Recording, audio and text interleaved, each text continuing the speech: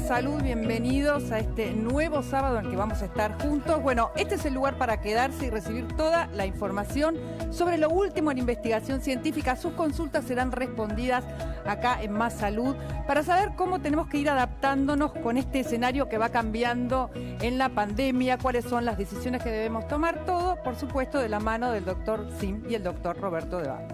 Mariana, ¿cómo estás? Buenos días a todos, gracias por estar allí, gracias por creernos, gracias por aceptar que esto que comentamos con Roberto y con Mariana y con nuestros invitados es suficiente para que usted tome determinaciones, porque el punto crítico de esta historia es, uno tiene que todos los días determinar algo, tomar alguna decisión, y la única forma de hacerlo en pandemia es con buena información. Y a eso nos dedicamos en este canal y en este programa, a darles buena información. Bueno, dicho esto, que es un autoelogio, por supuesto, que les agradezco. Menos mal que lo reconocemos, ¿no? Les agradezco que lo toleren y lo acepten. Vamos a la primera foto que habla de 3 dosis, ¿no, doctor? Sí. Bien, ¿se viene la tercera dosis? Sí, ya en Israel aplican 3 dosis de la vacuna Pfizer, la tercera dosis de Pfizer, a los mayores de 60 años, porque han demostrado, hay un estudio hecho en Israel que demuestra que después de los 6 meses de la segunda dosis de la vacuna Pfizer comienza a declinar lentamente el nivel del título de anticuerpos, motivo por el cual intentan reforzar para controlar la variante Delta en Israel. Esto es en Israel. Después veremos si el resto del mundo sigue o no esta corriente o esta evidencia, pero por ahora es Israel. Lo vimos al presidente, ¿no? Isaac Herzog ahí está. Mostrando que se daba esta tercera dosis para arrancar con esta campaña, una nueva campaña, ¿no? En esta nueva pandemia, que tiene que ver un poco con lo que pasa con la variante Delta. Exacto. ¿No es así? Roberto, creo que quiere agregar algo, Roberto. No, creo que, buenas tardes, creo que no hay ninguna duda que en el programa de hoy el análisis que se va a hacer va a estar focalizado en las nuevas variantes, y las nuevas variantes hacen también que esta foto sea absolutamente significativa en el mundo. Bueno, otro de los temas que vamos a tocar hoy, a pesar de la vuelta a clases, es cómo volveremos a clases, exacto. ¿no? Cómo, a pesar, a favor de la vuelta a clases, todos muy contentos de que haya presencialidad absoluta, sobre todo en la ciudad de Buenos Aires, que va a ser con un cambio de protocolos, ¿no? Sí, lo va a contar Roberto después con más después detalles. Lo vamos a hablar. Pero la idea es dejar planteado el tema. Vamos a hablar sobre el tema de sobre la vuelta a clases en particular, para no entrar en redundancias, y de qué manera van a volver. ¿Van a tener que usar barbijos todos? ¿Desde qué edad? ¿Cómo? ¿Qué tipo de barbijos? ¿Cuántas veces lo van a cambiar por día? ¿Dónde? Todo lo que tiene que ver con la rutina, llámese protocolo, que se va a llevar a cabo en cada colegio privado y público en la ciudad y en la provincia de Buenos Aires. Otro de los temas, los vacunados, vamos a tener que seguir usando barbijo. Vamos a tener que seguir. Vamos a tener o van a tener. Sí. Yo todavía no estoy totalmente vacunada, no tengo. No llegaste a la segunda dosis. No tengo el esquema completo. Soy muy joven. Es muy joven. Eso es. Muy joven. Ese es el punto. Por eso, pero quienes ya no somos tan jóvenes y tenemos la segunda dosis de la vacuna, estoy hablando de mí, por supuesto, vamos a tener que preservar nuestra salud y la salud ajena, usando barbijo para lugares cerrados, en lugares cerrados. Eso es en Estados Unidos. Aquí todavía no hay definición respecto a este punto, pero si lo hacen en Estados Unidos, ¿por qué no lo vamos a hacer nosotros? Porque dicen que la variante Delta, ahora le voy a dar el pase a Roberto, pero dicen que la variante Delta tiene o genera una mayor concentración del virus en la nariz que en la gente ya vacunada. Es probable que no tenga absolutamente ningún síntoma o muy pocas síntomas. O no tenga enfermedad, a lo mejor, ¿no? Eso es. El punto es ese. El virus infecta, enferma y difunde. Bueno, aquí infecta y difunde. Enfermar no enferma, aparentemente no es exactamente así, pero no enferma a los vacunados. Esta historia de la carga nasal del virus va a merecer una reflexión acerca de la carragenina. El alga roja que ustedes seguramente han escuchado mencionar en algún momento, a ver si realmente puede generar una barrera o un efecto para evitar que esa concentración tan alta en la nariz sea perjudicial. Roberto. Sí, vamos a analizar con el doctor Santiago Nemes de los Estados Unidos qué es lo que ocurrió con los estudios que demuestran esto que está diciendo el doctor Cine en este momento, es decir, la probabilidad de transmisión a pesar de estar vacunado. Es una no muy buena noticia, pero sí viene acompañado de una muy buena noticia, que es que la vacuna previene la enfermedad. No la transmisión, pero sí previene la enfermedad. Bueno, uno de los riesgos más fuertes cuando uno contrae COVID es la obesidad, ¿no? Las personas obesas tienen mucho más riesgo durante la enfermedad. Claro, de una evolución, más complicada de la enfermedad. Vamos a hablar con la gente de la Clínica Mayo. Ustedes recuerdan, seguramente si tienen más de 25 años, recordarán la famosa dieta de la Clínica Mayo allá de los años 80. Bueno, hablaremos con los expertos de la Clínica Mayo para que nos cuenten cuál es la vinculación que existe entre obesidad y COVID y la evolución de la enfermedad cuando aparece en pacientes obesos. Si los obesos son más propensos, ya lo hemos comentado ya varias veces. Sí. Insistimos en este tema no porque nos olvidemos, porque nos olvidamos de haberlo dicho ya, sino simplemente porque creemos que es muy importante y no se difunde con la frecuencia que debiera. Además, ya la Organización Mundial de la Salud había declarado a la obesidad como una pandemia antes de la pandemia, ¿no? Luego vino la pandemia, o sea que son dos pandemias. Dos pandemias simultáneas. La obesidad también lo es, y por ahí es algo mucho más silencioso, al que no le prestamos tanta atención. Muy interesante ese punto, porque en algún lugar se cruzan. Claro, y se cruzan y se potencian. Exacto. Bueno, nos vamos a la mesa. Bien, así vamos presentando al doctor. ¿Cómo le va, doctor? Muy bien. ¿Ya nos saludamos? Ya nos saludamos. Hoy no me trajo el té. Hoy no pero vamos a hablar del té.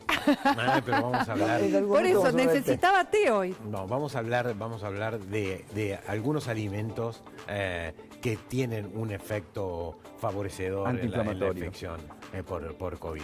Pero creo que el tema de la semana lo plantearon muy bien ustedes en el inicio, es decir, variante Delta, transmisibilidad, escuelas, niños entre 12 y 18 años que requieren la vacunación y que comienzan la semana próxima. O sea, va a ser un programa realmente de mucha información reciente.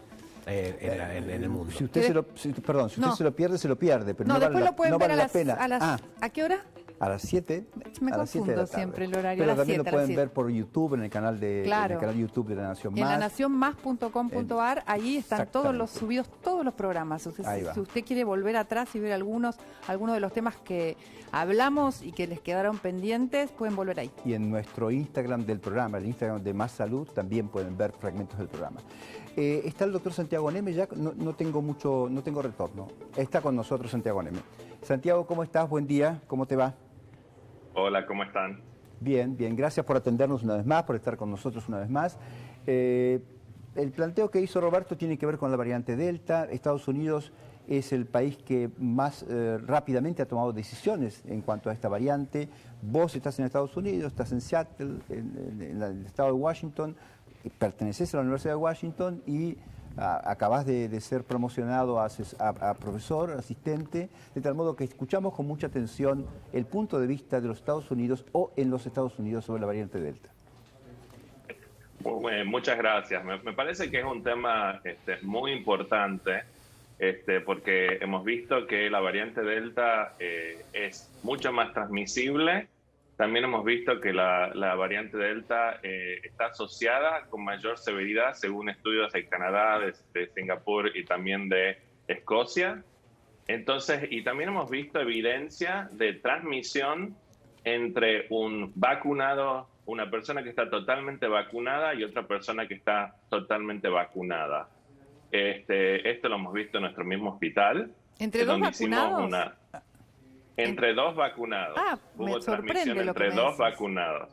Exactamente. Entonces, también, como decían, hemos visto que en los vacunados que se infectan con Delta vemos una carga viral mucho mayor, una cantidad de virus mucho mayor de lo que veíamos en pacientes que tenían Delta, que tenían Alfa, perdón. Por eso, claro, antes la variante Alfa es muy diferente a la variante Delta. ¿Por qué? Porque en Alfa, en el pasado, veíamos que los vacunados que se infectaban tenían una cantidad de virus ínfima en la nariz. Pero ahora vemos que si uno tiene la infección por Delta en el totalmente vacunado, vemos la carga viral alta. Ahora, hay que ver si la cantidad esa viral se traduce en transmisión. ¿Por qué? La única forma de saber es si uno cultiva el virus, porque hay que ver si ese ARN es viable. ¿Qué quiere decir eso, Santiago, que cultiva el virus? Exacto, sí. La única forma digamos, de evaluar transmisibilidad es, digamos, hacer el cultivo del virus, ver si es un virus viable y no solamente estamos captando partículas de ARN que pueden estar inactivadas. Entonces, esa va a ser una respuesta que tenemos que tener y que va a ser muy importante. Perdón, me parece Santiago, que sigue siendo una pregunta abierta. Muy interesante lo que estás diciendo. Los virus se cultivan en tejidos, en células. Uno reproduce digamos, el ambiente del virus, que son las células.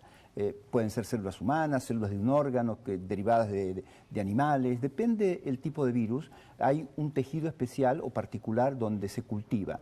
Y entonces uno va viendo si el virus pasa fácilmente de una célula a otra, en este caso particular, células respiratorias. Si pasa fácilmente. Por ende, si eso ocurre, no es una partícula genética o basura viral que quedó en la nariz, sino es virus activo, que se replica, se llama técnicamente replicación viral.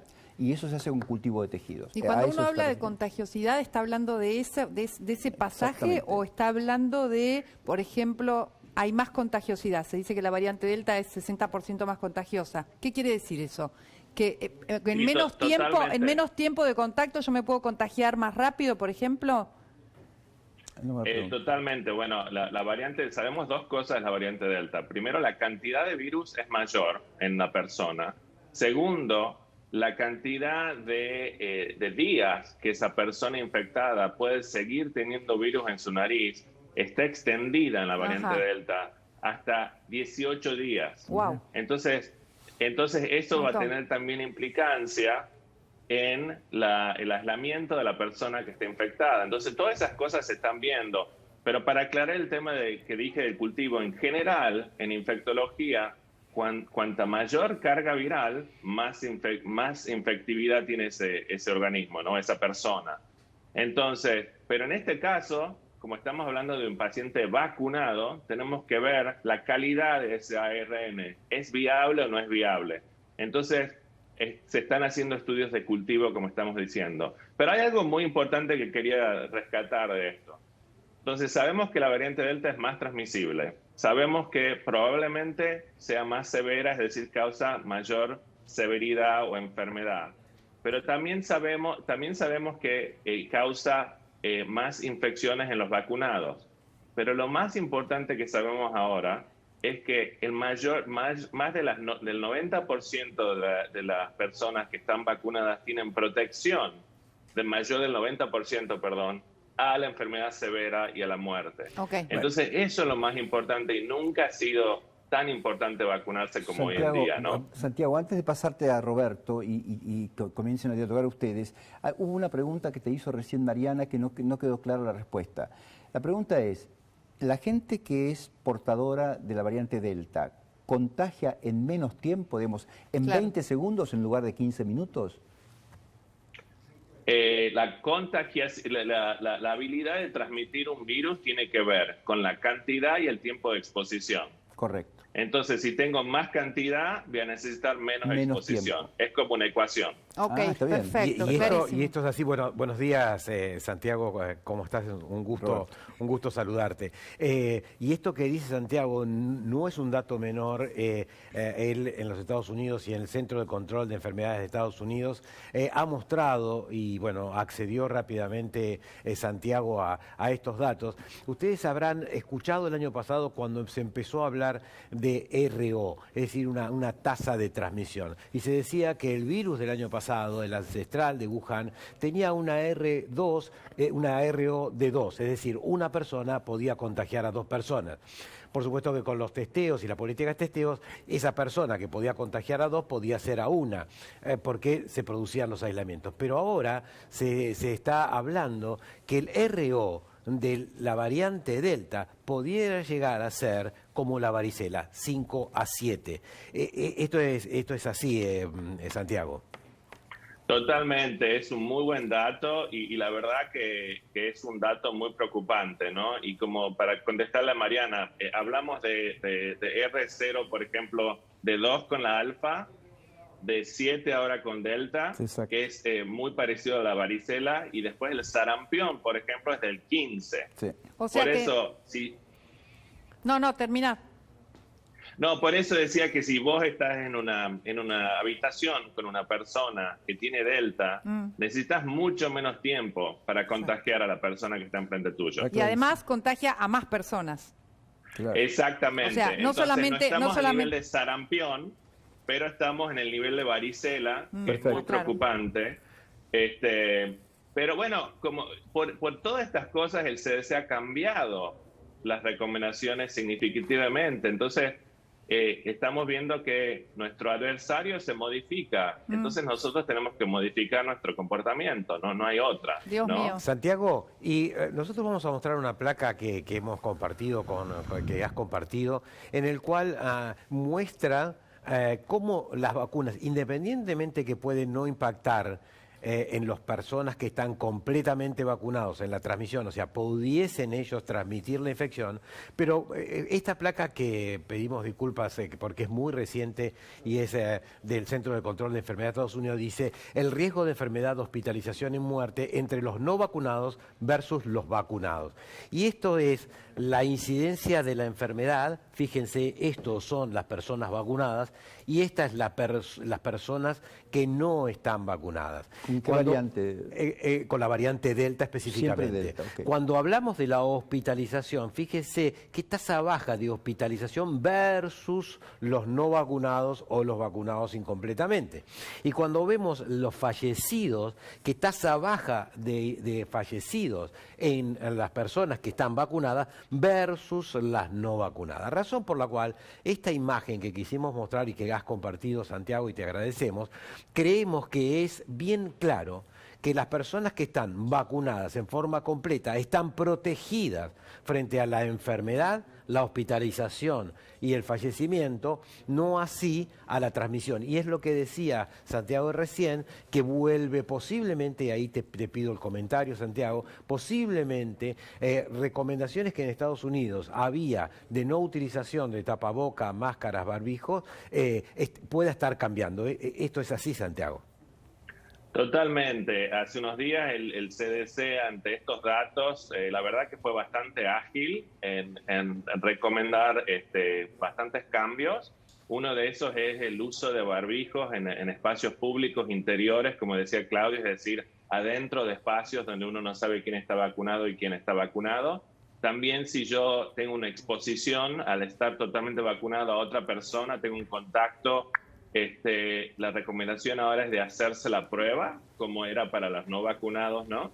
Y también monitorear síntomas. Es decir, estamos haciendo esa adaptación, el virus se adaptó, yo tengo que adaptarme. Claro. Yo les quiero ser sincero, yo nunca dejé de usar el barbijo en lugares exteriores, nunca dejé de usar barbijo cuando en el hospital obviamente es un reglamento, todo el mundo está con barbijo obviamente, pero muchos de los infectólogos y los médicos del área nunca dejamos de ponernos el barbijo en lugares interiores, y la verdad que es muy importante que todos evaluemos y evaluemos nuestro comportamiento para adaptarnos, porque las medidas no farmacológicas que las llamamos, es decir, el distanciamiento físico, la circulación de aire y el barbijo, es muy importante. Santiago, te agradecemos muchísimo. Fue realmente muy claro todo y creo que aclaró seguramente muchas dudas acerca de qué pasa hoy con la variante Delta. Te quiero contar un pequeño, algo de entre casa, un pequeño chimento. Roberto viaja a los Estados Unidos. Ambos, Roberto, Mariana y yo, los tres, estamos muy esperanzados de que nos conectes con la directora del CDC, con Rochelle Walensky, para hacer una nota.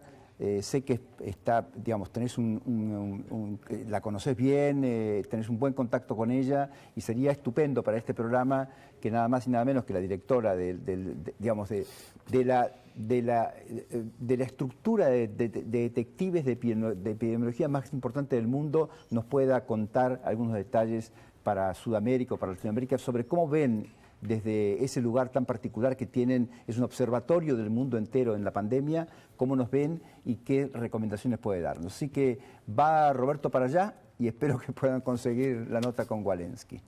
Espero que me visite también. Muchísimas gracias. Te mando un abrazo muy grande, Santiago, muy amable como siempre. Bien, otro de los temas que vamos a tocar hoy tiene que ver con la vacunación, ¿no?, de niños y niñas, un logro que fue avanzando acá en la Argentina en este último mes, sobre todo por la lucha de los padres que estaban de alguna manera pidiendo por favor que sus hijos sean vacunados. Roberto, ¿cómo es ese tema? Bueno, como sabemos, en las últimas semanas, las voces de los padres pidiendo la necesidad o manifestando la necesidad que los adolescentes entre 12 y 18 años con enfermedades de base, comorbilidades, debían estar vacunados para protegerlos, para que no tuvieran complicaciones y para que además pudieran tener nuevamente una reinserción escolar o una reinserción social. Es claro que esta semana y frente al pedido también que muchos manifestamos a través de los medios de comunicación, en la Comisión Nacional de Inmunizaciones el día martes pasado se ha expedido conjuntamente con recomendaciones de la Sociedad Argentina de Pediatría e hicieron a la lista de los adolescentes que tienen enfermedades y que van a acceder ya desde este martes próximo en todas las jurisdicciones de Argentina a una vacuna que está aprobada para la utilización entre 12 y 18 años, que es la vacuna Moderna, es una vacuna de ARN muy semejante a la vacuna de Pfizer. Pero vamos a ver los niños que tienen comorbilidades y aclarar algunos puntos específicamente. Los niños que tienen enfermedades cardiológicas, la mayoría de los niños con cardiopatías congénitas, con insuficiencias cardíacas o con otras enfermedades cardiológicas que hacen que tengan tratamientos en formas prolongadas, van a acceder a la lista de acceso a estas vacunas. Enfermedades respiratorias. Aquí las enfermedades respiratorias son aquellas que producen a cierto grado de insuficiencia respiratoria o que han producido en esos adolescentes algún grado de hospitalización en el último año. Hay una gran diferencia entre los pacientes que han tenido en algún momento tratamiento para asma, inclusive antes de la adolescencia, que no están incorporados en esto, sino están incorporados los niños que tienen asma, que tienen tratamientos porque tienen asma severa, pero además niños o adolescentes que han sido hospitalizados en el último año. Enfermedades renales, incluyendo aquí los trasplantados renales y las insuficiencias renales crónicas, y todo adolescente que tenga certificado de discapacidad en cualquiera de las jurisdicciones de la Argentina. En la próxima placa, esto realmente es muy importante y usted, como vamos a ver después de la última placa, donde va a poder específicamente ver todas las enfermedades. Enfermedades reumáticas, no solo las enfermedades reumáticas que puedan alterar la defensa, sino también hay niños que tienen enfermedades reumáticas por las cuales toman algunas medicaciones determinadas que se llaman biológicos, son medicaciones muy específicas. Diabetes y obesidad, diabetes tipo 1, tipo 2, todo adolescente diabético entra en el acceso a las vacunas. Obesidad, en los niños la obesidad tiene una diferenciación en los niños que tienen obesidad moderada o severa. VIH-Sida, enfermedades hepáticas, incluyendo los trasplantados hepáticos e incluyendo los adolescentes que tienen grado de insuficiencia hepática o insuficiencia hepática o cirrosis. Las enfermedades hemato-oncológicas, esto es absolutamente importante. En la Argentina se hacen diagnósticos de enfermedad oncológica en menor de 18 años, hay 1.400 entre niños y adolescentes. O sea, hay niños que se han recuperado, que se han curado y que están hoy en seguimiento. Estos pacientes también, adolescentes, ingresan en esta lista. Podemos poner la próxima placa. Enfermedades genéticas y errores del metabolismo que también producen inmunodeficiencias. Todos los trasplantados, los discapacitados intelectuales y en el desarrollo, todos estos adolescentes ya por tener el certificado de discapacidad, con ese certificado van a acceder a las vacunas. Enfermedades neurológicas que producen dificultades en la reinserción o tienen grados de alteraciones cognitivas, también ingresan aquí. Y las adolescentes embarazadas y todo paciente entre 12 y 18 años que esté institucionalizado. Creo que lo importante que podemos ver es que en www.sap.org.a que es la Sociedad Argentina de Pediatría, está absolutamente claro. El documento que han presentado el día martes en la Comisión Nacional de Inmunizaciones, y donde realmente agradecemos a la Sociedad Argentina de Pediatría que pudo diferenciar absolutamente y que pudo entregar este documento a las autoridades de Argentina para que los niños, gracias al esfuerzo de la mayoría de los padres de los adolescentes con comorbilidades, a partir del día martes se vacunarán en la Argentina. Roberto, también me gustaría agregar, primero, el agradecimiento también al Ministerio de Salud de la Nación, aunque esto no es frecuente que lo haga, pero en aceptar por buen criterio, aceptar los criterios propuestos, valga la redundancia, por la Sociedad Argentina de Pediatría. A las sociedades hay que escucharlas, no solo usarlas. Motivo por el cual la SAP presentó un proyecto y el Ministerio lo aprobó de inmediato. Esto es muy bueno. Esto es lo que realmente funciona para que la gente la pase mejor. ¿Cuál es el proyecto que...? Este documento lo hizo la SAP. Sí, pero mucho antes los padres empezaron a luchar para que les den las vacunas y no había una lucha dentro de las instituciones, ¿o sí? Sí, eso generó, sin ninguna duda, que todos los pediatras argentinos, los más de 14.000 pediatras argentinos, más la Sociedad Argentina de Pediatría, le alzaran, incluyendo a nosotros, alzáramos la voz para que estos niños puedan acceder, porque tienen mayor riesgo, tienen 6 a 8 veces más probabilidad de complicación que los niños que no tienen. Lo fantástico, Roberto y Mariana, lo fantástico de esta historia es que ya tienen garantizadas la segunda dosis. Claro. Esto es lo más importante. Con las vacunas de Moderna que llegaron los 3,5 millones, ¿no?, de donación de Estados Unidos. Hay 1,5 millones o 1.800.000 vacunas destinadas a la primera y segunda dosis de todo este grupo de riesgo. No es un dato menor, en Argentina. No es un dato menor el que está diciendo Claudio. Es decir, la Sociedad Argentina de Pediatría pidió también, y el Ministerio de Salud garantiza que todo adolescente que vaya a ser vacunado con la primera dosis tiene garantizada su segunda dosis. Bien. Ok, consultas de la gente, señor. Vamos con las consultas de la gente que tienen que ver también con la vacunación en adolescentes. Y Joaquín Kovac me dice, ¿cuándo se empiezan a vacunar los adolescentes entre 12 y 17 años? Tengo 17, no tengo comorbilidades y recibiré antes de mi cumpleaños, que es el 13 de septiembre, la dosis de Moderna. Pregunta, ¿no? Pregunta si llegará su cumpleaños con la dosis de Moderna. Acá tenemos una discusión con Roberto, porque yo creo que los adolescentes de 12 a 17 años, la población de 12 a 17 años sin comorbilidades debiera recibir también la vacuna de Moderna. Pero me parece que no alcanzan las dosis, en verdad. Por ende, la prioridad hoy la tiene, por supuesto, la gente, los chicos que tienen comorbilidades.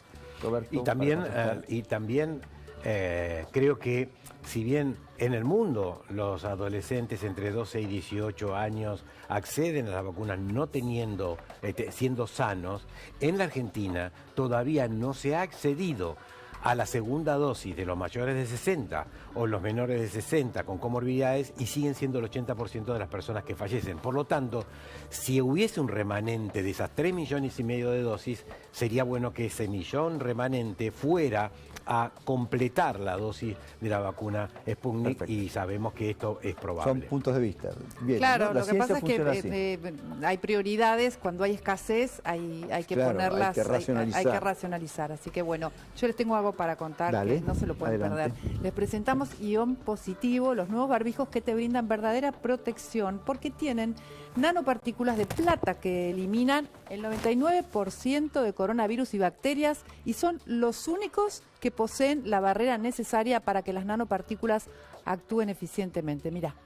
No se caen cuando hablas y no queda luego de usarlos. Lo podés utilizar mínimo 5 días todo el día y seguir protegido. Adquirilos en ionpositivo.com.ar o en farmacias de todo el país. Ion Positivo, la verdadera protección.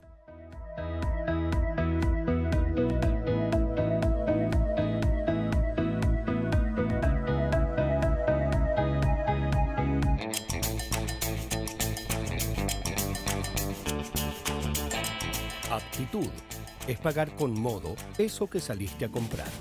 Descarga la nueva app Superbiel. Tenés app Superbiel, tenés aptitud. ¿Sabes por qué estoy tan contenta?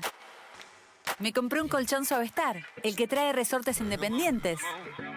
Sí, tan independientes como yo. No te compliques, disfrutar es sencillo. Suavestar, colchones y somiers. La Nación viajó a las comunidades más olvidadas de nuestro país para mostrarte cómo viven y con qué sueñan los chicos con menos oportunidades. Hambre de futuro, este sábado, Entre Ríos, a las 22 horas por La Nación Más. El dolor puede aparecer en cualquier momento y en cualquier lugar. Por eso es mejor estar preparado. Ibupirac es ideal para la cartera de la dama y el bolsillo del caballero. Para el cajón del escritorio. Y para el bolso del deportista. Hagas lo que hagas. Estés donde estés, Ibupirac es tu aliado para el alivio de dolores de cabeza y musculares hasta por 8 horas. ¿Y vos? ¿Tenés Ibupirac? El dolor para. Vos no. Si el dolor persiste, consulta a su médico. Y a los síntomas gripales, alivíalos con Ibupirac antigripal. La familia de Frank, el pueblo de Milcaut, quiere decirle algo a la tuya. Nos da mucho gusto trabajar para estar cada día en tu mesa. Porque estamos agradecidos de poder hacer lo que hacemos. Nos da mucho gusto ser una sola familia. Adentro y afuera de Milcaut. Sigamos compartiendo momentos de verdadero sabor. De la familia de Milcaut a la tuya. Milcaut, mucho gusto. Del viernes al martes en Disco y Jumbo, 80% de descuento en la segunda unidad de marcas de pañales, capilares y protección femenina. 70% de descuento en la segunda unidad de marcas de desodorantes corporales, galletitas y snacks, bombones y chocolates. Y 6x5 en leches funcionales La Serenísima larga vida por 1 litro. Además, llevando 3 latas Heineken por 473 mililitros, 109 pesos cada una. Y llevando 2 lavavajillas Magistral de limón por 500 mililitros, 109 pesos cada uno. Cuando tengas que ir acá, allá o a donde sea que vayas, recordá llevar toallitas Ayudín. Limpieza y desinfección en un solo paso. Ayudín, la marca número 1 elegida por los hogares argentinos. Estamos listos para empezar un nuevo día. Estamos listos para dar un paso adelante. Un nuevo comienzo, un nuevo aliado. Lysol, la marca número 1 en el mundo en desinfección del hogar, llegó a Argentina. ¿Hace cuánto estamos volando ya? Y desde que salió la nueva lata de limonata. ¿Y a dónde estamos yendo? A refrescar una juntada lejana. En algún jardín, patio, terrazo, balcón corrido. A refrescar una cita en el parque. A una pileta o pelopín. ¿Y falta mucho? Nuevas latas Frisé. ¡Viva la variedad!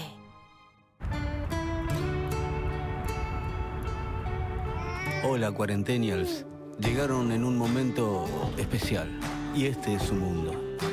Pero afuera hay otro que los está esperando, con pisos suaves, de esos que hacen cosquillas en los pies, donde hay otro tipo de aviones que todavía no conocen. Un mundo con las bañeras más grandes que puedan imaginar, lleno de sabores por descubrir, con estrellas y planetas que están mucho más arriba. Sí, Cuarentenials, afuera hay un mundo entero que está ahí esperándolos. Mientras tanto, nosotros seguimos haciendo más lindo el que les toca por ahora. Hay un mundo en cada rincón. Descubrilo en nuestras tiendas y en easy.com.ar. Easy. Todo cambió. Su aula ya no es la misma, pero su compromiso y pasión por enseñar siguen intactos. En esta edición especial del Premio Fundación La Nación a la Educación, queremos reconocer a esos maestros que siguen dando todo a pesar de todo. Si sos docente, contanos tu estrategia innovadora y gana importantes premios para que tu escuela siga creciendo. Si tus encías sangran con el cepillado, podrías tener problemas de encías y con el tiempo avanzar hacia algo peor. Mal aliento, retracción de encías. No dejes que el problema de encías avance. Cambia a Parodontax Complete Protection Extra Fresh. Ofrece 8 beneficios para encías sanas y dientes fuertes. Ahora con sabor refrescante.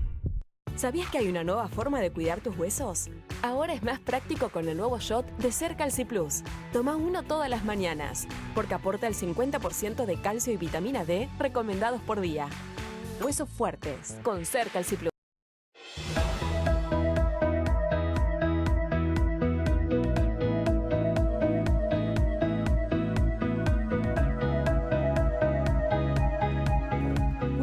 Señor, usted doctor. Es que todo esto es absolutamente espontáneo. Sí. Hace un tiempo que queremos el punto de vista de un médico humanista, que los hay pocos, lamentablemente, en el mundo ya.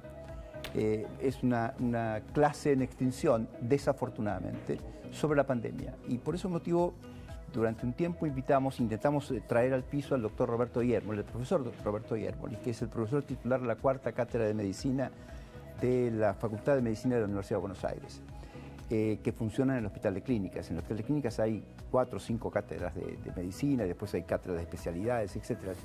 Por eso es un hospital escuela. Una de ellas es la que conduce desde hace ya mucho tiempo el doctor Roberto Yermole. Como tiene esa beta de humanista, en su cátedra se dan muchas conferencias sobre de arte, de música, de pintura, etc. Los alumnos de esa cátedra aprenden muchas otras cosas más allá de la enseñanza de la medicina, o de aceptar la enseñanza o aprender la medicina en sí misma. Así que nos pareció que era prudente saber cómo ve la pandemia un médico humanista. Nada más que esto, nada menos. No, nada más ni nada menos.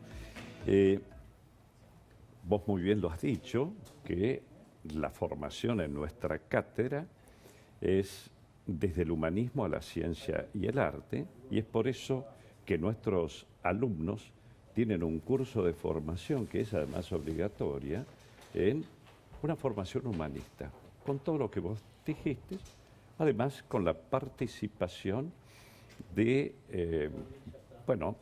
participan psicólogos, antropólogos, historiadores. Hemos tenido el honor de que nos visite Claudio. Sí, un atrevimiento, me parece. No, qué atrevimiento, hablándonos de Caravaggio. De Miguel, y allí, no solamente de nuestro país, sino también del exterior. Por ejemplo, hemos recibido al decano de la Facultad de Arquitectura de Sapienza, que es quien llevó adelante... Universidad de Roma.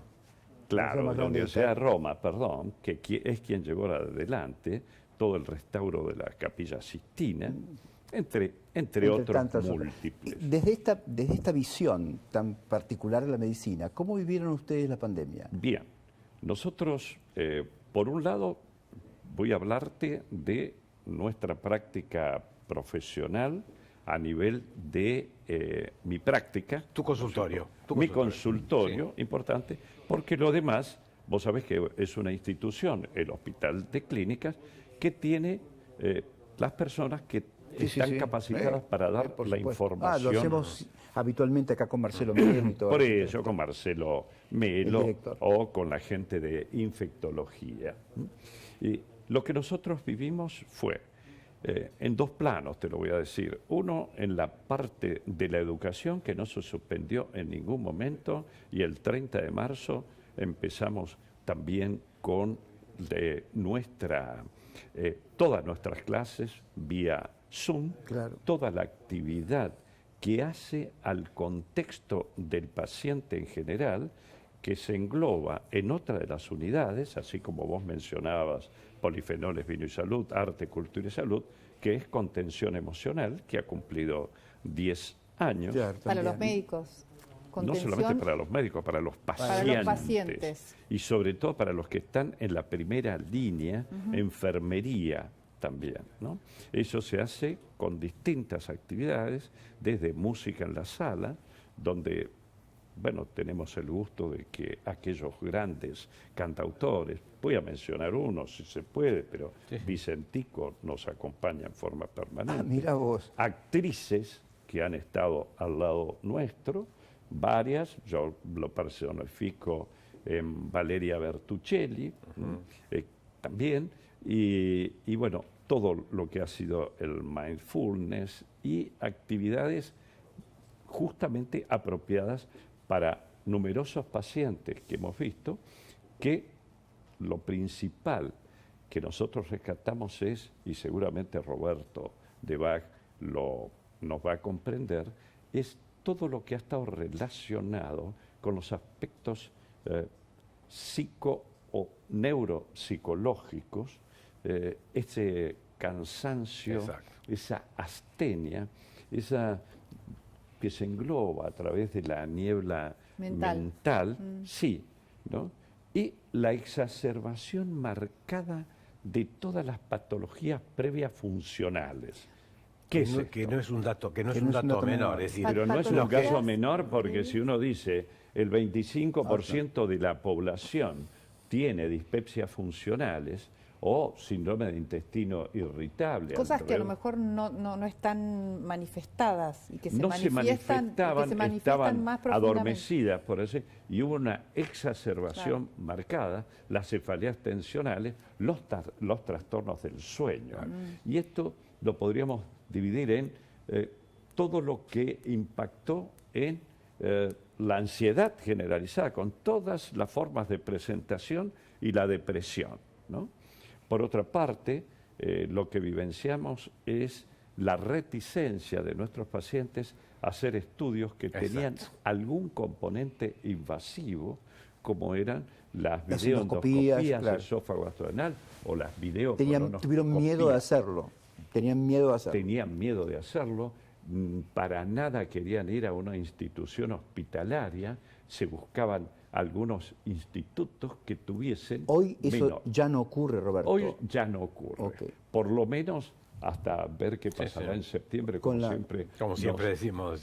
Como siempre aprendo de ustedes y en especial de Roberto. Al comienzo no sabíamos muy bien, digamos, cómo iban a ser esos protocolos y si esos protocolos eran seguros o no. Cuando Totalmente. Fuéramos a un sanatorio o a una clínica o a un hospital, ¿no? Roberto, lo que hemos aprendido los infectólogos, los infectólogos que venimos del área de pediatría, siempre teníamos un relacionamiento mayor con las familias y teníamos un acercamiento mayor.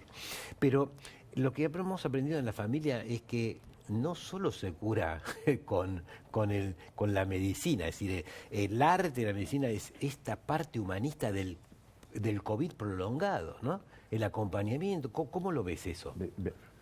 Yo lo veo un elemento fundamental, es una pieza fundamental en la atención de nuestros pacientes. Y lo otro, además de si el paciente estaba en su tercer estadio con tormenta de citoquinas, nosotros empezamos muy temprano. No estaba todavía el protocolo de la dexametasona, los 6 miligramos y todo, pero empezamos con betametasona. ¿Por qué? Con corticoides, ¿no? Perdón, disculpe. Con corticosteroides y también a todos los pacientes con estos cuadros empezamos a hacerles heparina de bajo peso molecular. Anticoagulante para evitar un anticoagulante porque el impacto, no era, ajeno de que estaba impactado el endotelio. El endotelio es lo que recubre por dentro los vasos sanguíneos. Es una túnica, pero justamente es la que nos da ese beneficio de evitar las trombosis, de evitar la inflamación y ni que hablar... ¿Cómo fue para los médicos ir aprendiendo a medida que iba avanzando esta enfermedad, una enfermedad absolutamente desconocida, porque usted me iba contando, bueno, hicimos esto, hicimos lo otro, pero eso no lo sabían en aquel momento, ¿no? El acompañamiento desde el punto de vista, todo médico tenemos un acompañamiento fue una herida narcisista. Pero en esto, el acompañamiento cercano y conociendo otras cosas del paciente que no es solo la enfermedad para sentir que está más cerca ahí. Obviamente, el lema de nuestra cátedra es medicina del humanismo a la ciencia y el arte. En esto teníamos discusión, es importante porque una cátedra como la nuestra tiene 16 residentes, más un jefe de residentes. Era, ¿qué nos tocó? Que en más de un año no nos tomamos ninguno vacaciones. Yo las primeras vacaciones que me he tomado la semana pasada para ir a Mendoza, soy mendocino, para ir a ver a mi familia. Y lo que vos decís es fundamental. Y la otra cosa que creo que por ahí, no sé si se le da la importancia que tiene. Nosotros hablamos de la microbiota intestinal. Acá lo hemos tratado muchas veces. No, pero yo sé que lo han tratado. Sí. Y insistimos. Pero tenemos que insistir, porque si yo les digo, veo a todos ustedes... La flora intestinal, de esto está hablando. Claro, la flora intestinal, pero mal llamada flora no intestinal. Es solamente la presencia, sino es una ida y vuelta. Es un ecosistema. Es el órgano inmunológico más largo, más importante que tenemos. Absolutamente. Y si yo le digo a Mariana qué cantidad en peso es que se pesan las valijas y dicen debe tener tantos dólares por el peso o lo que fuere para hacer una distensión un poco acá. Y yo no sé si Mariana sabe qué cantidad en peso que tiene. Un kilo. Mariana tiene no menos de 1,5 kilos a 1,6 kilos. De microbiota. El doctor Singh debe tener 1,7 kilos. Ni lo cuentes, no lo cuentes. De bacterias intestinales y todos los que estamos acá. Y cumplen un rol fundamental, ¿no? Entonces, vos lo que decías, Roberto, ¿cómo acompañamos? Si nosotros recordamos que uno de los principales neurotransmisores y que estaba muy bajo en estos pacientes, por eso desarrollaban estos episodios, o desarrollan estos episodios de ansiedad generalizada y depresión, es la serotonina. La serotonina. Y el 85% de la serotonina se forma en el intestino. Doctor, quiero hacerle una última pregunta. ¿Por qué es tan importante que un médico se forme de una manera humanizada, completa, de 360? ¿Por qué es importante que tenga todos esos saberes en el arte? Qué bueno, Mariana. Mirá, esto además que porque está demostrado. A mí me sorprende que haya clases de arte en la Facultad de Medicina o en el Clínica. A ver, no es generalizada. No, Claudio dijo, hay 4 cátedras, por ejemplo. Bien, pero esta cátedra, digamos... Es la única que lo está haciendo y empezamos hace 21 años. Sí. ¿Y el por qué? ¿Sabes por qué? Si me dejan explicarlo. Sí, por favor. Claro. Como director de docencia e investigación de la institución durante más de 20 años, tenía la responsabilidad de hacer los exámenes de residencia. Pero no solamente, estoy hablando fines de la década del 90, participaban los hospitales universitarios, sino los hospitales que en ese momento eran de la Municipalidad de la Ciudad de Buenos Aires, más hospitales de provincia. Y hacíamos lo que se llamaba un examen conjunto. Entonces empecé y dije, ¿por qué no podemos ver, además del examen que está valorando conocimientos, por qué no hacemos encuestas de cultura general en esos exámenes? Y me llevé una sorpresa que, a ver si yo les cuento acá, ubique en forma cronológica a Julio César, Jesucristo, Napoleón, San Martín, lo que he visto que por ahí Napoleón era anterior a Julio César o cosas así, o quién escribió el Quijote, entonces José Hernán, menos mal que está todo documentado. Bien, me planteé que estábamos entregando nosotros un diploma y yo era un corresponsable de ello. Y está demostrado que aquel que tiene formación humanista es capaz de entregar un trato humanitario, porque no son sinónimos la formación humanista que el trato humanitario. Existen dos una grandes... comprensión de la historia, una comprensión del arte, una comprensión del otro. ¿Sabes qué? Es poner en contexto las cosas. Claro. Ese es el problema. Exactamente, poner en contexto, porque si yo tuviese una formación netamente biomédica, lo único que haría es, bueno... pedir análisis de laboratorio e interpretarlos. Por exactamente, le pido el estudio, lo interpreto y le digo... O sea, pero no sé cómo se forma su familia, sí. No sé si tiene estrés laboral, si va a poder afrontar los gastos, etcétera. Y esto sería el por qué insistimos tanto en él. Interesantísimo. Es un acercamiento absolutamente necesario. Yo lo viví, fui testigo en la cátedra donde yo me formé, en la séptima cátedra de medicina de clínicas, hace 2 siglos. Bueno, también lo hacíamos eso. Justamente lo hacían ellos. Lo que hace Roberto es repetir y no perder la costumbre de incrementar o complementar la formación médica con esto. Roberto, te agradecemos muchísimo. No, el agradecido soy yo. Muchísimas gracias. No te levantes porque si no nos retan los... Perfecto, los yo me no quedo. Ni se mueva nadie. Muchas gracias, Roberto, de corazón, en serio. Gracias, muy agradecido. Un gusto, Vamos Fue a un seguir placer, sí, hablando. si tenía viene, razón. Yo estoy a disposición. Perfecto. Buenísimo. Además tiene una voz de televisión. Sí, espectacular. Gracias, muy amable. Adelante, señora. Bueno, este es un programa donde las consultas de la gente mandan, así que vamos a leer la próxima. Tiene que ver con, Miriam Bustamante nos dice, aquí también se está estudiando aplicar una tercera dosis para oncológicos o inmunodeprimidos, etcétera. Sin ninguna duda va a ocurrir y va a tener un análisis luego de que todas las personas, los huéspedes inmunocomprometidos, todos los trasplantados tengan su segunda dosis. A partir de ese momento, la tercera dosis se va a imponer porque, como dijo Claudio al inicio, estas personas responden algo menos a las vacunas y los refuerzos generan inmunidad de refuerzo, más persistente y más protectiva. Tenemos que pagar la deuda de la segunda dosis de Sputnik que todavía no la pudimos pagar, entre otras cosas, motivo porque cuando paguemos esa deuda seguramente se van a plantear, que no va a ser dentro de mucho tiempo, la verdad que es un tema de semanas nada más, así que cuando paguemos esa deuda se planteará el resto de la tercera dosis para todo este grupo de gente que no tiene una respuesta inmunológica adecuada. Y volveremos a hablar, tal cual dijo Roberto hace un rato, y Hermoli, volveremos a hablar acerca de la microbiota. Para serle franco, estamos buscando especialistas que hablen de esto en particular sin entrar en fantasías. Si me permitís, Claudio, esto que dijiste, es un dato el que dice Claudio, que es el siguiente. Cuando se habla de la segunda dosis, de que falta esa segunda dosis, en los próximos días se define en la Argentina cuál es el nombre de la vacuna que van a recibir rápidamente el 6 millones de personas que están esperando su segunda dosis. Así que creemos que hay buenas noticias en los próximos días. Esta semana la revista US News and World Report puso una vez más primero en la lista de hospitales de los Estados Unidos a la Clínica Mayo de Rochester, Minnesota.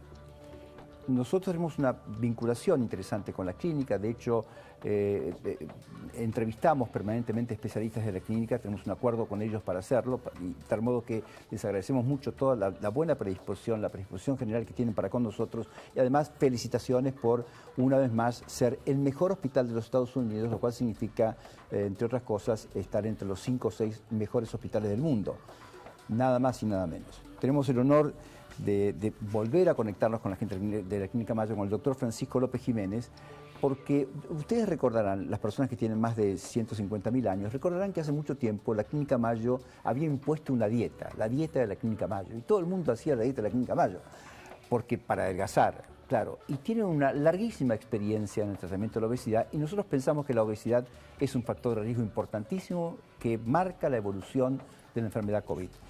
Francisco, buenas tardes, ¿cómo le va?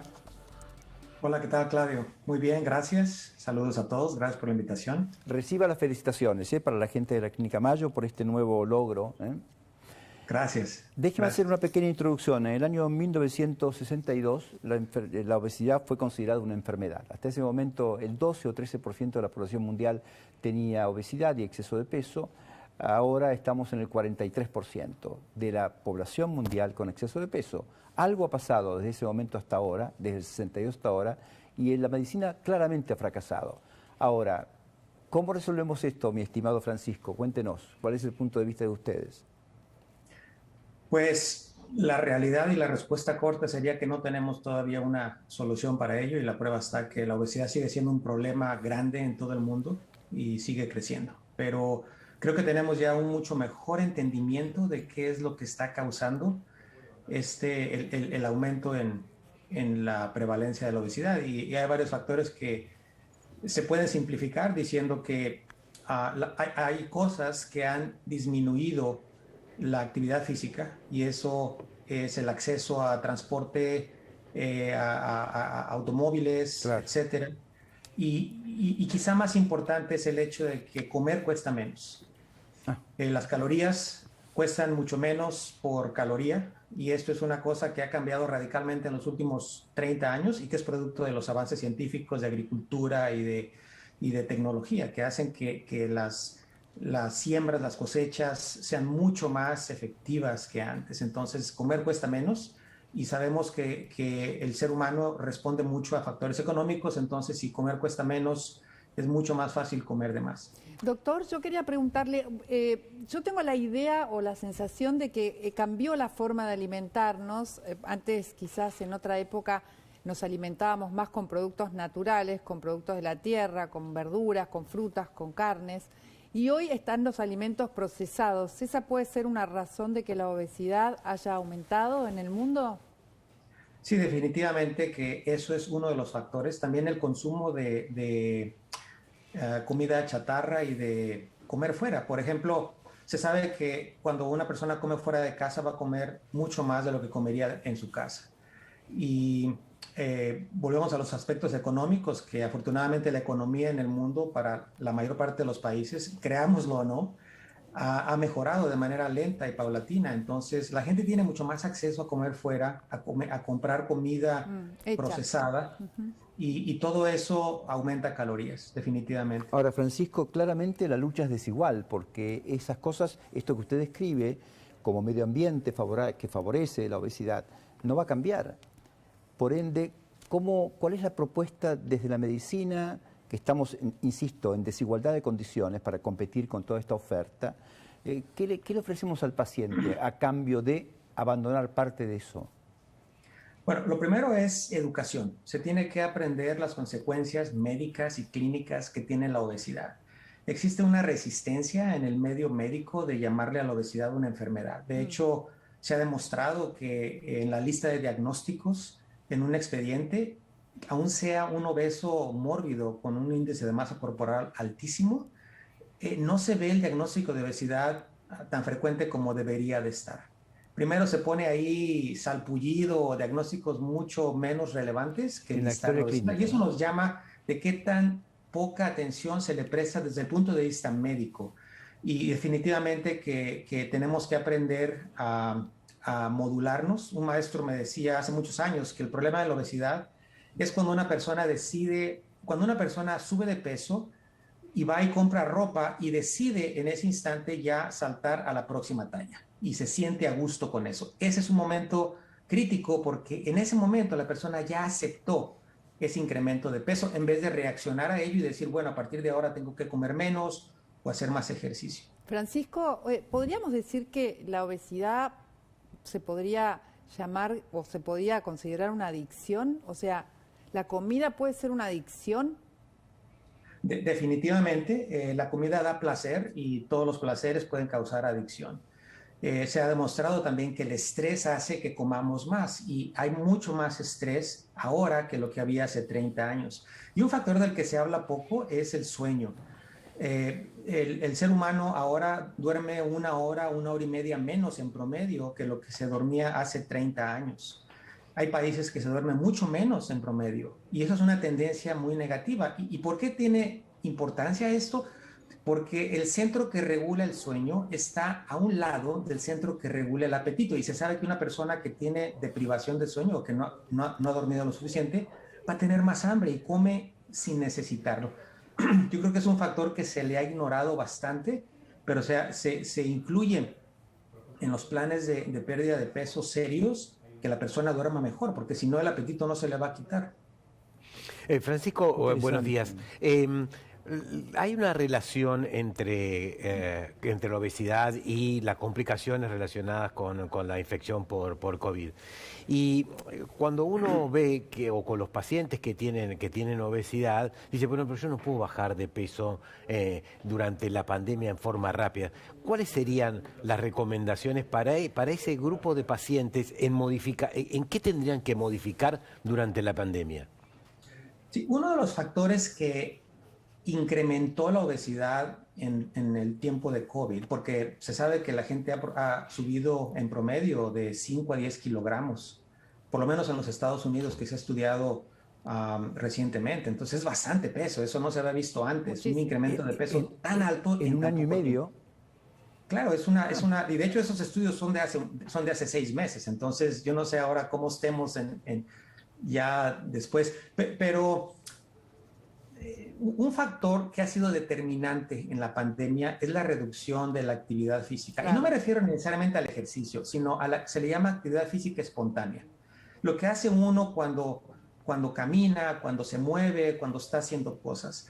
Cuando uno va al trabajo o los niños van a la escuela o se va al súper, etcétera, uno está moviéndose, caminando, claro, etcétera. En la pandemia se redujo a estar sentado enfrente de la televisión horas y horas. Exacto. Entonces, eso implica, digamos, 250 calorías de diferencia al día, significa 1 kilogramo al mes, más o menos. No es un dato menor, ¿no, Francisco? Claro. Y si oye poco, 250 calorías, bueno, ¿eso qué es? Es Son dos sodas, es una media hamburguesa, o sea, es nada, pues lo podemos ver, pero diario, y a eso se le agrega que el estrés, la depresión, la ansiedad, nos hacen comer más durante la pandemia. Entonces la gente está comiendo más. Y otro factor que se me hace súper interesante es lo que los psicólogos y los economistas le llaman competencia de riesgo. Cuando una persona está viendo que se están muriendo afuera, que se están muriendo los amigos, los familiares, el concepto de come saludable para que no te dé un infarto dentro de 20 años se quita. O sea, la preocupación es el lo inmediato ahora y el miedo a lo que la obesidad cause después, eso se desaparece. Y sin mencionar que cuando uno está en la casa sin salir, pues la preocupación de cómo nos vemos se ha reducido, ¿no? Claro. Todos sabemos que se compra menos ropa, la gente se maquilla menos y de la misma manera la preocupación por verse mejor corporalmente también se ha desaparecido, reducido bastante.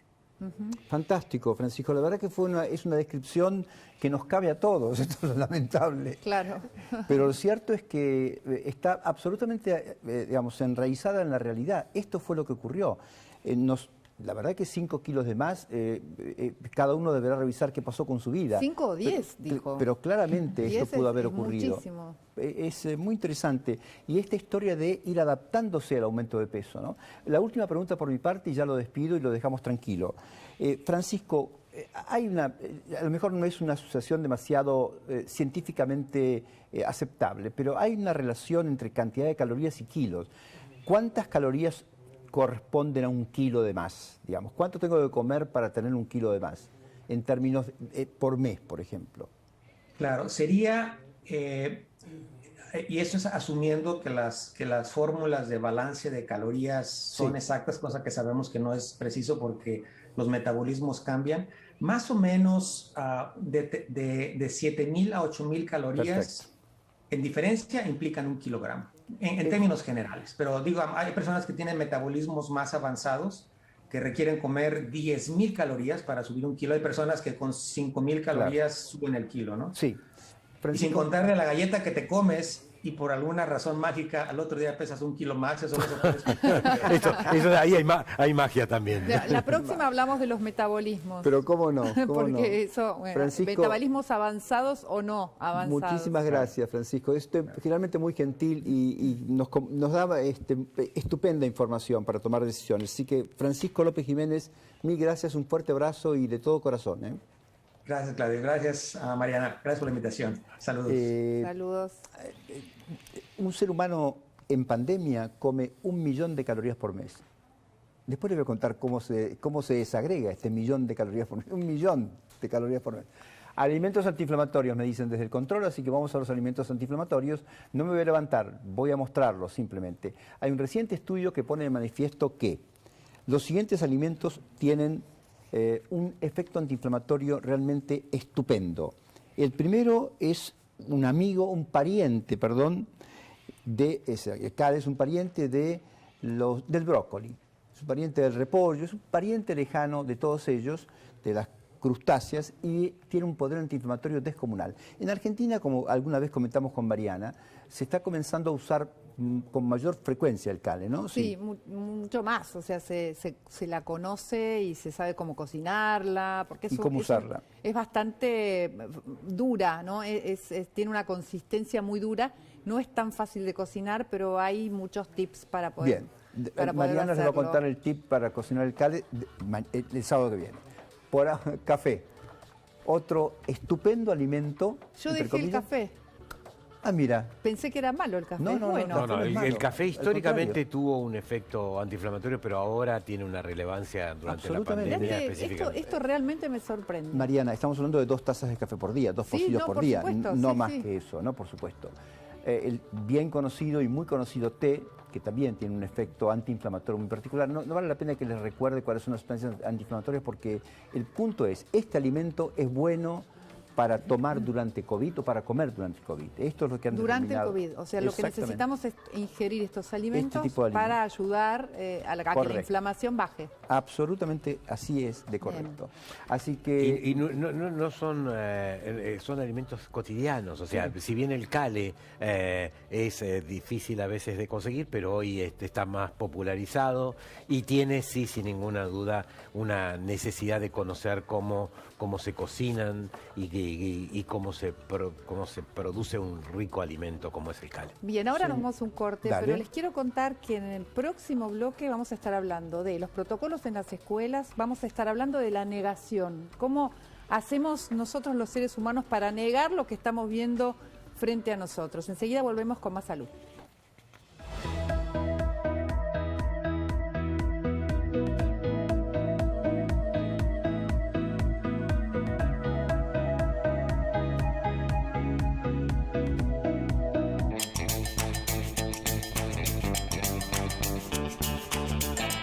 Aptitud es pagar con modo eso que saliste a comprar.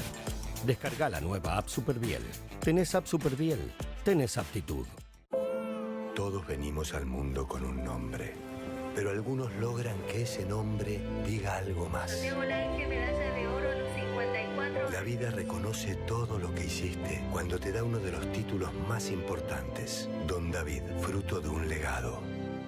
Esta semana en Casi Patriotas, política de payasos o payasos en la política, con la conducción de Lucas Morando. Sábado 20:30 y domingo 23:30 en La Nación Más. Abrir un Finlandia es abrir infinitas preparaciones. Es tener un rendimiento increíble. Soy rico, soy infinito, soy Finlandia. Un living que se convirtió en oficina. Un baño en una peluquería. Tu casa tiene mucho para darte. Y Poet también, porque además de tener fragancias irresistibles, elimina el 99.9% de virus y bacterias. Poet, disfruta más tu casa.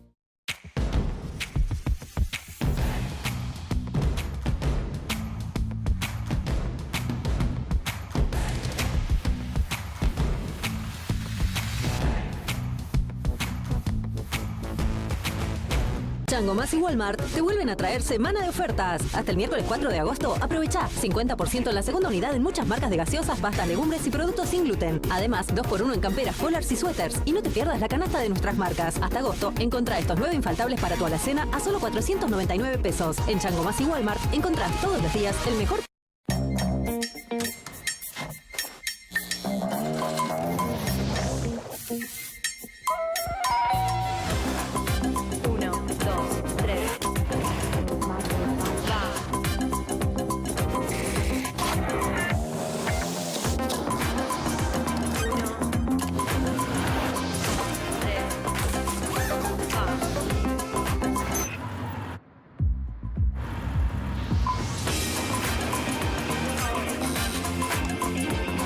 Millones de personas detrás de lo que ves.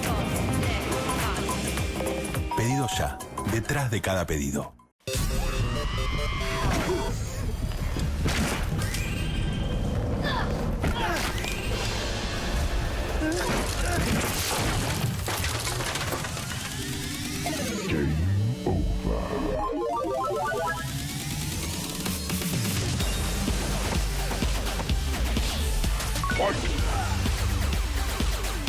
Poxipol le da una vida más a tus cosas. Poxipol, uniones que resisten más. La familia de Frank, el pueblo de Milcaut, quiere decirle algo a la tuya.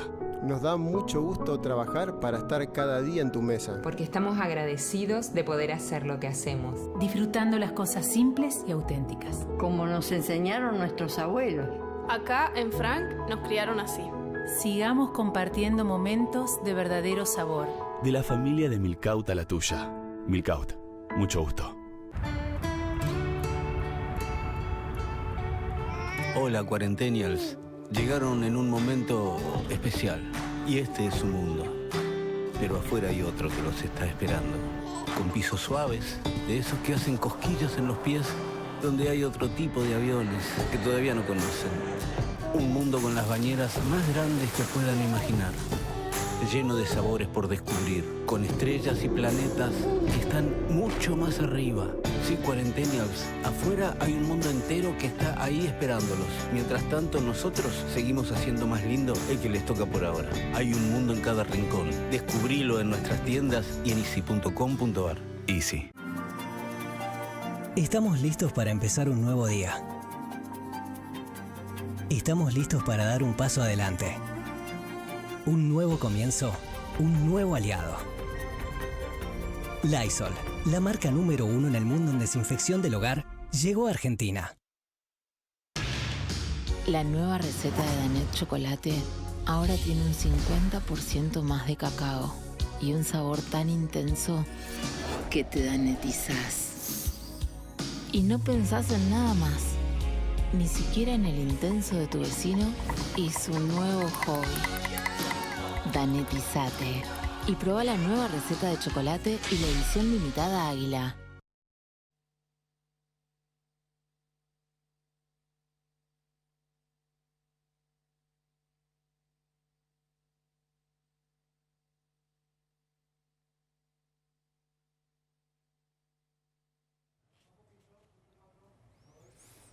Muy bien, ¿cómo serán los protocolos para esta vuelta a clases? ¿Habrá burbujas, no habrá burbujas? ¿La burbuja, digamos, será la misma aula y más chicos se cambiarán esta recomendación de la distancia de 1,5 metros?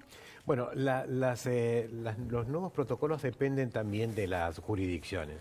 Lo que sí me gustaría transmitirles es que el protocolo es el mismo. Es decir, nada más que hay mayor cantidad de niños que van a ir con mayor cantidad de tiempo.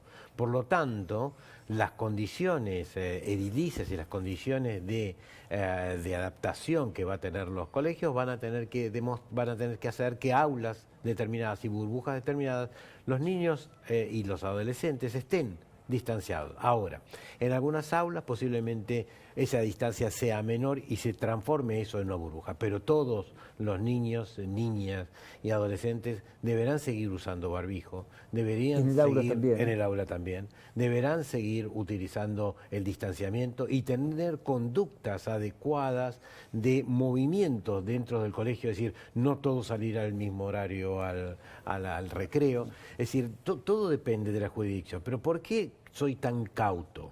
¿Por qué no estoy totalmente de acuerdo con lo que se está recomendando, que se está publicando en la recomendación de la Ciudad de Buenos Aires? Porque creo que hoy por hoy, en la situación de la circulación de una variante Delta inminente ya en diferentes jurisdicciones de la Argentina, no busquemos el primero comunitario. La variante Delta está en la Argentina, como veníamos diciendo con Claudio, desde hace 2 semanas. Con circulación comunitaria. Razón por la cual en la Argentina tiene que aumentar la tasa de vacunación de la segunda dosis y que el 80% de las dosis que se den en los próximos días sean de segunda dosis. Pero en los colegios no tengamos una falsa sensación de que pasamos la pandemia. Los niños, niñas y adolescentes vuelven al colegio, pero vuelven con los protocolos que no solo son los protocolos que le garantizan los colegios, sino también se vuelve al protocolo familiar. Es decir, durante las clases nos cuidamos también en casa para que esos niños no tengan contacto con otros que puedan tener infecciones y que por lo tanto pueda hacer que las burbujas se cierren. Hay un problema. Seguimos igual. Y sobre todo con la variante Delta, no relajemos las medidas, los protocolos tienen que ser protocolos estrictos que garanticen la seguridad de los niños y de los docentes. Ahí se va a complicar el tema edilicio, ¿no? Porque para que haya tantos chicos con una distancia de 1,5 metros, esto va a tener que organizarse de una manera. Algunos colegios van a seguir teniendo clases cada 15 días, por ejemplo. Bueno, por ejemplo, pero tengo la probabilidad de contribuir en un gran colegio y los lugares que eran lugares de actos se transformaron en aulas. Se transformaron en aulas con panelerías determinadas, con aire, con ventilación determinada y con distanciamiento. Es decir, la adaptación la tiene que generar el colegio para producir esta garantía de que la cantidad de niños que reingresan en tiempos completos tengan su protección, sobre todo, vuelvo a decir, cuando una variante Delta ya está en la Argentina. Solo para confirmar y para corroborar y alinearme con esta historia, esta discusión bizantina de si la variante Delta está en Argentina o no, o se llama circulación comunitaria o no, es precisamente eso, una discusión bizantina. Ayer escuché a varios funcionarios decir, no, pero todavía no hay...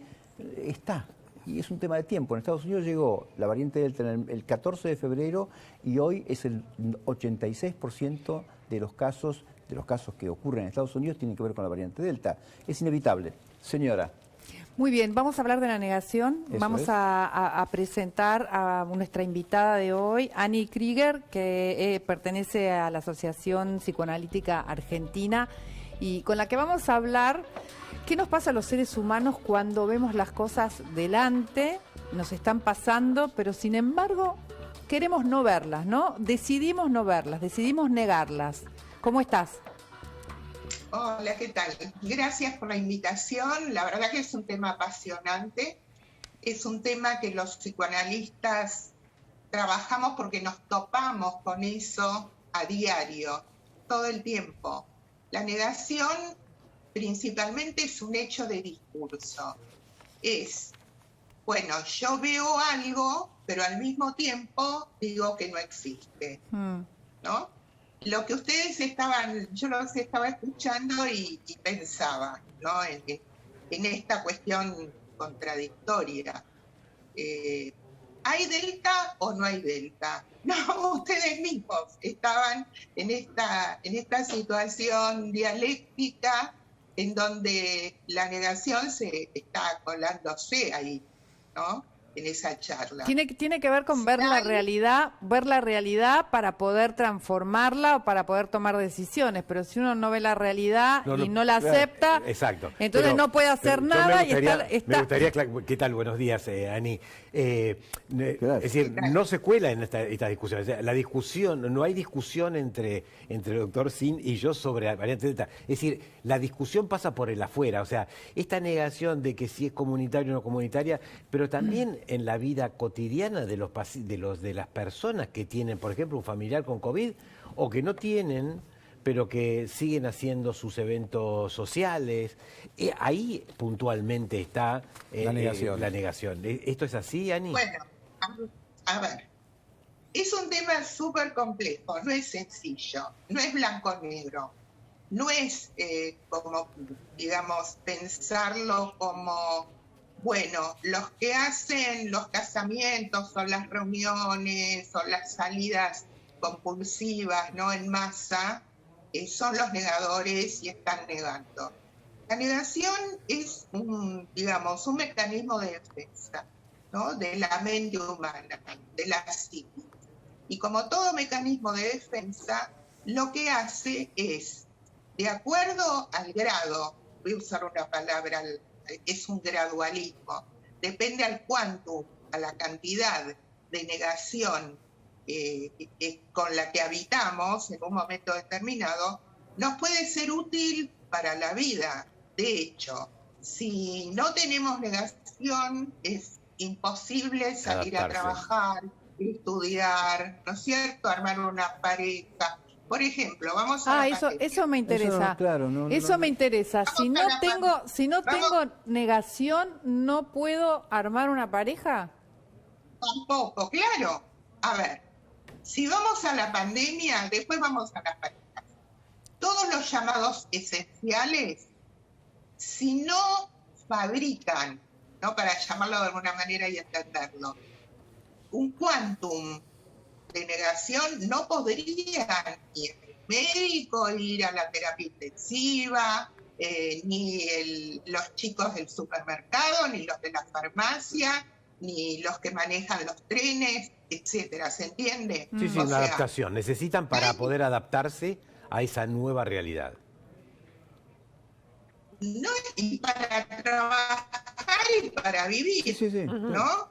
Entonces, el asunto es tan dilemático, lo que nos presenta la pandemia, tan dilemático. Por ejemplo, a ver, si yo tengo que ir al médico a hacerme un estudio, ¿sí?, y no tengo un quantum, un poquito, digamos, no puedo decir cuántos gramos, ¿no?, de negación, porque no se piden gramos, yo no puedo ir a hacerme el estudio. Pero, Ani, y si no me hago el estudio, está bien. tal vez me enfermo, ¿no? ¿Se entiende? Está claro, es un enfoque muy interesante que no habíamos tenido en cuenta.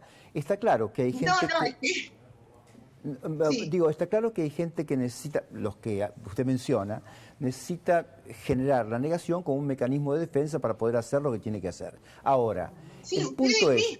Ustedes mismos para ir al canal a hacer el programa. Estamos de acuerdo y comprendimos y entendimos perfectamente bien esto. Ahora, nosotros nos referimos a los negadores, a la gente que hace las fiestas clandestinas, por ejemplo.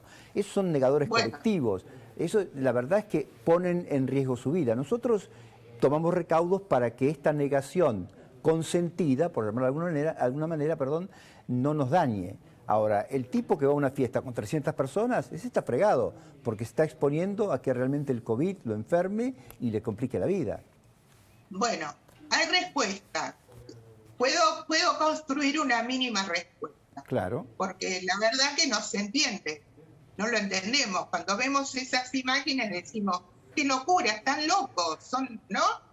Ahora, el asunto es el siguiente. Hay también una pasión por el riesgo.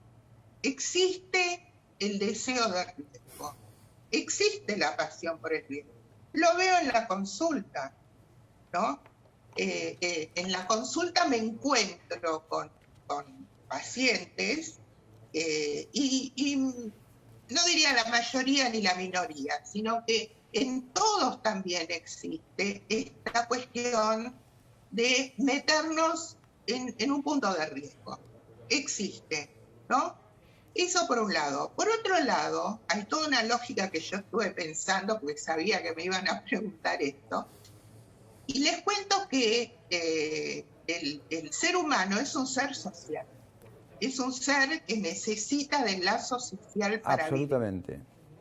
¿No es cierto? Entonces uno dice, bueno, pero te tenés que encerrar 1 año y medio, así que olvídate del lazo social. Bueno, se ve que muchos no pueden hacerlo. No pueden privarse de quedar aislados sin el lazo social y es más, lo amplifican. Claro. ¿No? Lo hacen como un acto de rebeldía, ¿no?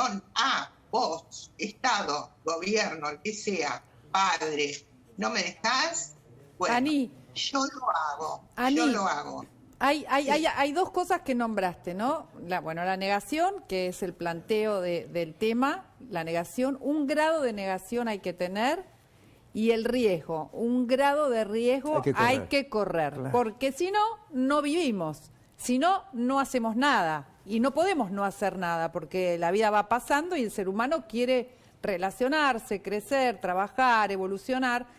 Por más que haya una pandemia, no podríamos estar vivos si no corremos un mínimo de riesgo o no negamos, como vos decís, en un mínimo. El tema es la proporción, cuánto negamos, ¿no?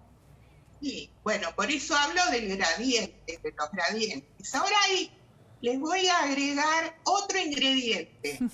Que es básico, que se llama angustia. Y que todos sabemos de qué se trata. Sí. ¿No? No, creo que no hace falta explicar acá ahora lo que es la angustia.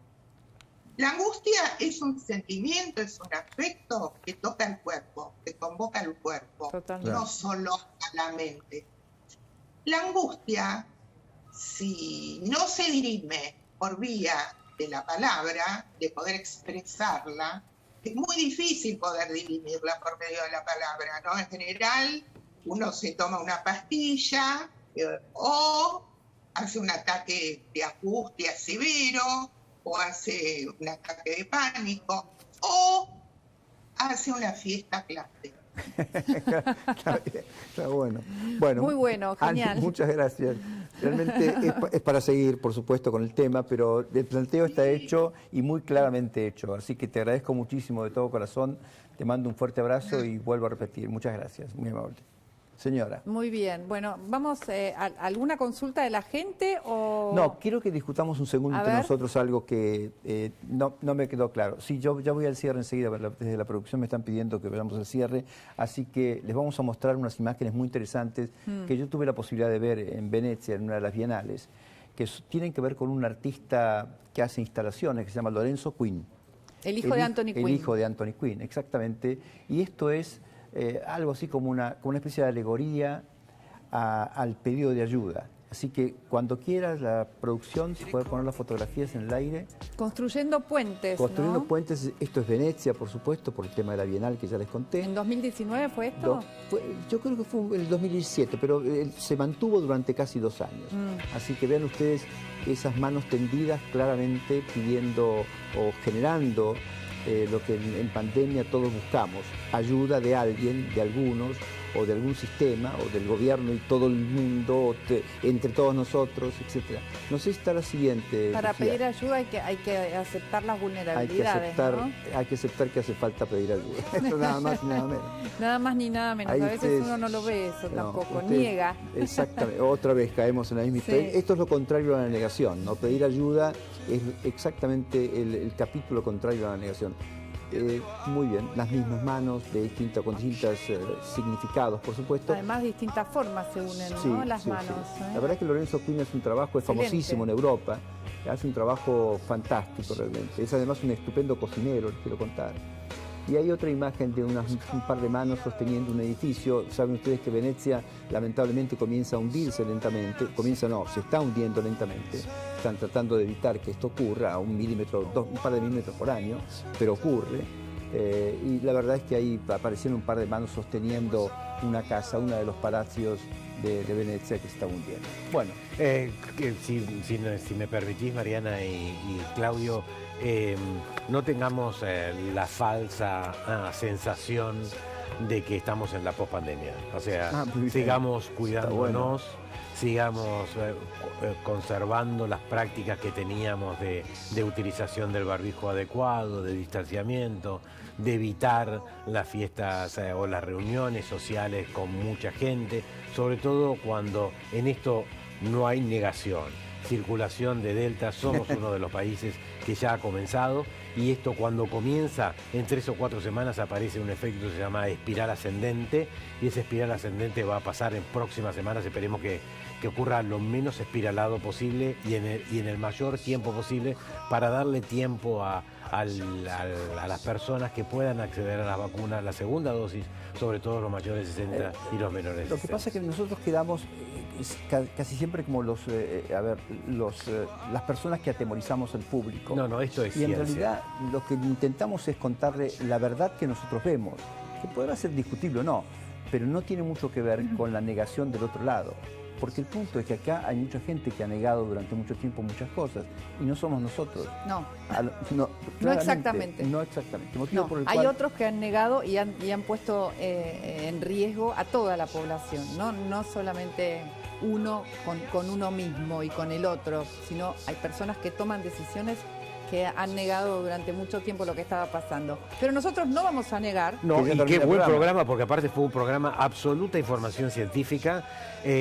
Todo lo que tuvimos que decir de Delta, que en las últimas horas se habló en los Estados Unidos en el CDC, todo lo que se decidió la semana para los niños y adolescentes, y la verdad que fue un programa muy bueno. Y solo hablando de Delta, solo recordarles esto, que una sola persona que no hizo el aislamiento que correspondía contagió a un familiar directo, y este familiar directo contagió a 13 personas más, y esas 13 a 162. Así funciona, así es. Ahora, si esto no se llama circulación comunitaria, solo Dios sabe cómo se llama. Pero bueno, insisto, es un tema semántico. Mira, lo importante es que usted se cuide. Lo demás es una discusión entre los funcionarios y nosotros. Mariana. Bueno, no vamos a negar, como decía, ninguna de estas cosas que hoy conocimos en este programa, que nos trae siempre lo último que tenemos que saber para tomar decisiones. En este caso, la decisión que tenemos que tomar es seguir cuidándonos. Nosotros nos vemos esta noche, si quiere lo puede volver a ver acá a las 7 de la tarde, noche no, tarde. Y el próximo sábado hacemos una nueva entrega de Más Salud con estos genios que nos cuentan lo que hay que saber sobre la ciencia. Muchas gracias, muy amables. Gracias.